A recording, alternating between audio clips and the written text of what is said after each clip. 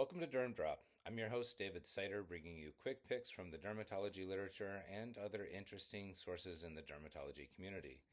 Episode 14 includes 4 fascinating segments, starting with Dark Pit Solution, a cheap and easy option for axillary hyperpigmentation, followed by Insulin for Keloids, an intralesional option with fewer downsides.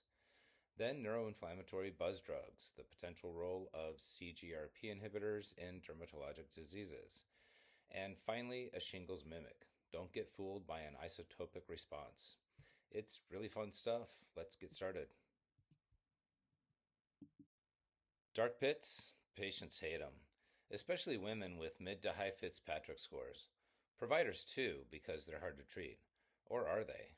A systematic review published August 22nd, 2025 in the Journal of Cosmetic Dermatology suggests that it might be as easy as prescribing Desinide 0.05%. The authors found 10 studies that looked at topical agents and light-based modalities for axillary hyperpigmentation due to post-inflammatory hyperpigmentation, or PIH.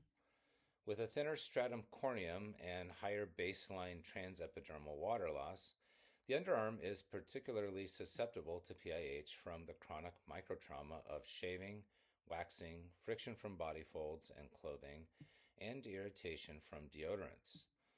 That's also why it's hard to treat axillary PIH, as treatments can paradoxically exacerbate hyperpigmentation. But it's also why Desinide may be a good choice. It decreases the inflammation that causes PIH, and in this review, provided the best balance of efficacy, tolerability, and accessibility. After 9 weeks of nightly application, 30% of participants reported good to excellent results with minimal irritation. Plus, it's widely available and relatively affordable. Of course, the class effects of topical corticosteroids in intertriginous areas, i.e., atrophy, striae, and telangiectasias, must be carefully monitored for, but were not seen in the reviewed study. What about hydroquinone? Yeah, it works, but in the reviewed study, 82% of the hydroquinone group reported irritation and erythema, and 48% experienced pruritus. TikTok darling alpha hydroxy acid, or AHA, went viral in 2022 to 2023 as a pigment-reducing deodorant substitute, but it turned out to be less effective with a higher rate of adverse events. For the naturalists, niacinamide 4% and herbal extracts such as Cypress rotundus oil, Perilla frutescens, and sweet orange peel showed anti-melanogenic potential. Niacinamide works by inhibiting migration of melanosomes from melanocytes to keratinocytes and produced good to excellent results in 24% of patients. La Roche-Posay's MelaB3 dark spot serum pairs this mechanism of action with its patented melanin precursor binder, Melasil. Cypress rotundus, aka purple nutsedge, inhibits tyrosinase, a major player in melanogenesis, giving it a similar mechanism of action and efficacy as hydroquinone 4%, with improved tolerability, but it lacks the wide distribution of the other examined topicals. Device-based therapies in the review included Q-switched ND-YAG and intense pulsed light, or IPL, which destroy melanin via thermolysis. Both demonstrated similar efficacy, but while ND-YAG was more commonly used and serious adverse effects were not reported, IPL provided a less painful, more cost-effective alternative with rare hyperpigmentation. Such disparate treatment modalities made meta-analysis impossible, but in the end, a generic tube of steroid cream seems like an underutilized option. Next up, insulin for keloids. If you want an intralesional keloid treatment that does not cause dermal atrophy, hypopigmentation, telangiectasia, or hyperglycemia like Kenalog, is less painful than 5-FU, and cheaper and more effective than Botox, then try insulin. A randomized controlled trial published in the June 2025 issue of Dermatologic Surgery compared intralesional insulin, botulinum toxin A, and triamcinolone acetonide in 63 patients over 4 monthly treatments. Triamcinolone had the best keloid volume reduction at 75%, followed by insulin at 67%, with botulinum toxin trailing far behind at 25%. Sure, insulin's volume reduction is not quite as robust as triamcinolone's, but its favorable adverse effect profile may be a worthwhile trade off. While scar atrophy is desirable, dermal atrophy is not cute. As the most common and rate limiting adverse effect of ILK, the fact that there have been no reports of excessive atrophy from intralesional insulin may be reason enough to make the switch. There were no reports of telangiectasias either, and pigmentation improved. In terms of safety, intralesional Kenalog can cause significant blood sugar elevation in diabetic patients. See the 2014 case report published in the Journal of Cutaneous Medicine and Surgery of a 36-year-old woman with well-controlled type 1 diabetes mellitus whose plasma glucose went up to 383 milligrams per deciliter after receiving 4 milligrams of intralesional Kenalog for alopecia areata and remained elevated for 20 hours despite insulin correction. Conversely, intralesional insulin can cause hypoglycemia, but in this study, only a few patients experienced mild transient low blood sugar. Like insulin, Botox has a favorable adverse effect profile, but is more expensive and not as effective. Intralesional fluorouracil is effective, but can be uncomfortable, which may limit its use in patients with large and/or multiple keloids.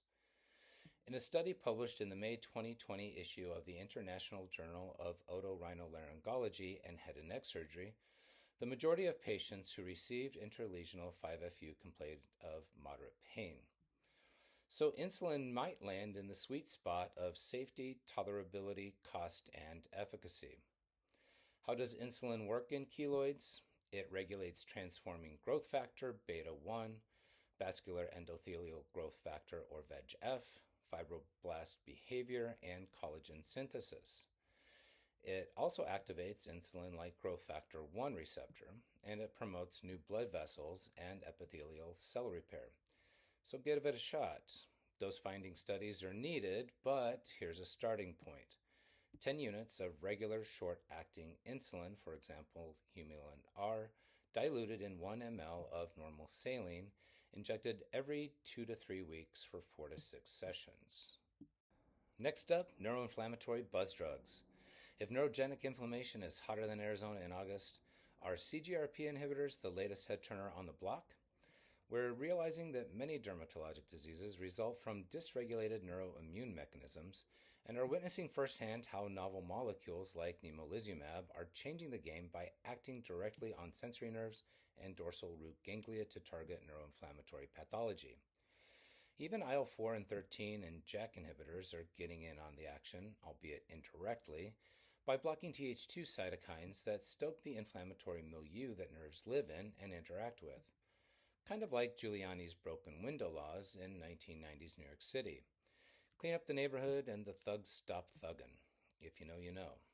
Combine dermatology clinicians' new interest in neuroimmunology with our time-honored practice of co-opting drugs from other specialties, and you get derms dabbling in the calcitonin gene-related peptide, or CGRP pathway. Such as the authors of a case report published in the June 2025 issue of the Journal of Drugs and Dermatology of a woman with cystic acne that failed numerous treatments, including antibiotics and hormonal therapy, but within 4 weeks of starting the CGRP blocker rimegepant, marketed by Pfizer under the brand name Nurtec for migraines, her acne improved significantly. The authors attributed the medication's efficacy in acne to the modulation of neurogenic inflammation and sebaceous gland activity. CGRP inhibitors have also been investigated in rosacea due to their ability to reduce the neurovascular dilation and inflammation underlying rosacea's characteristic flushing and erythema. That's also the way CGRP receptor antagonists, which also include ubrogepant, atogepant, and zavegepant, work in migraines. But acne and rosacea are not the only cutaneous conditions in which this class of medications has been surprisingly efficacious. The migraine biologic arenumab, aka Aimovig, which blocks CGRP itself rather than the receptor, has been reported to improve prurigo nodularis, as previously discussed here on DermDrop. Why? Because CGRP is also active in the crosstalk between sensory nerves, mast cells, keratinocytes, etc. We've been down a similar road before when neurokinin 1 or NK1 receptor antagonists, such as aprepitant, were looked at for a hot minute in prurigo nodularis and Sézary syndrome, but ultimately did not get traction. So it's to be determined whether CGRPs are going to leave an indelible mark on the neuroinflammatory landscape or turn out to be no more than a shimmering mirage. For now, if your patient has stubborn cystic acne but an influencer tick-tocked them out of Accutane, you have another option that preserves your record as a good antibiotic steward. CGRP inhibitors are not cheap though, so hopefully the patient has migraines too, so you can work with their neurologist to score a 2-for-1. Next up, a shingles mimic. Consider this scenario. Your patient states their shingles came back and won't go away despite several rounds of Valtrex from their PCP. You look and sure enough, the rash follows a dermatome, but it's not that zostery, and you realize it's an isotopic response. Also known as Wolff's isotopic response, it's like the Kebner phenomenon, except it involves an unrelated skin condition at the site of a previous herpes zoster outbreak. Check out the 2 cases reported in the August 2025 edition of Journal of Drugs and Dermatology. One was discoid lupus erythematosus that developed 6 months after herpes zoster, and the other was bullous pemphigoid occurring 2 years after. While herpes zoster is the most common trigger, and immune-mediated inflammatory diseases such as lichen planus, psoriasis, granuloma annulare, morphea, etc.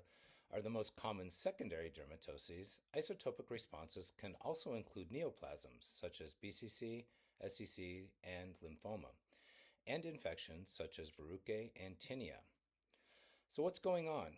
Nerve damage from zoster results in local neuroimmune dysregulation, creating a microenvironment where immune-mediated inflammatory diseases are more likely to take hold. So how do you treat an isotopic response? Well, topical corticosteroids, immunosuppressives, whatever you would normally use for the disease that's squatting in that dermatome. But what if it's recurrent and herpetic? Only about 5% of zoster recurs over 10 years, typically within 2 to 5 years in those that had a severe initial case and or are immunocompromised. Herpes simplex virus, or HSV, on the other hand, can keep coming back like a zombie. Rates vary widely depending on the type, HSV1 versus HSV2, location, age, and immune status. So that shingles that keeps popping up on your older patient's butt, are they wrestling at the senior center and passing around herpes gladiatorum? Well, as fun as that would be, it's more likely a genital HSV infection that established latency in the sacral dorsal root ganglia and is now reactivating along a sensory nerve. It happens on the posterior thigh and lower back too, as T-cell function declines and immunosenescence sets in. And just like with cold sores, illness and stress can be triggers.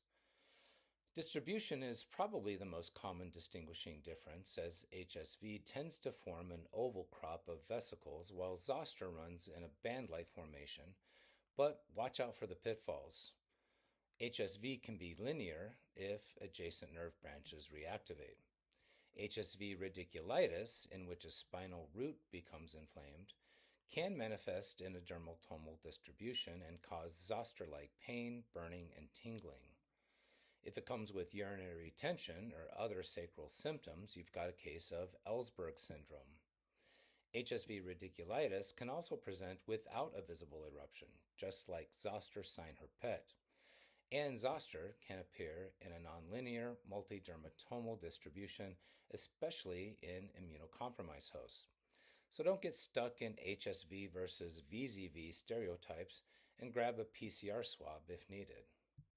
And that wraps up episode 14. Derm Drop is written and hosted by me, David Sider, with production and distribution by Jacob Gary. Full text and links to the articles discussed in this episode can be found at linkedin.com/in/Dave-Seiter, spelled SEITER. Questions and comments can be sent to us at dermdrop@gmail.com. If you learned something useful or interesting, hit the thumbs up button and tell a friend. Thanks for listening, and tune in again in 2 weeks for more dermatology quick picks in the next episode of Derm Drop.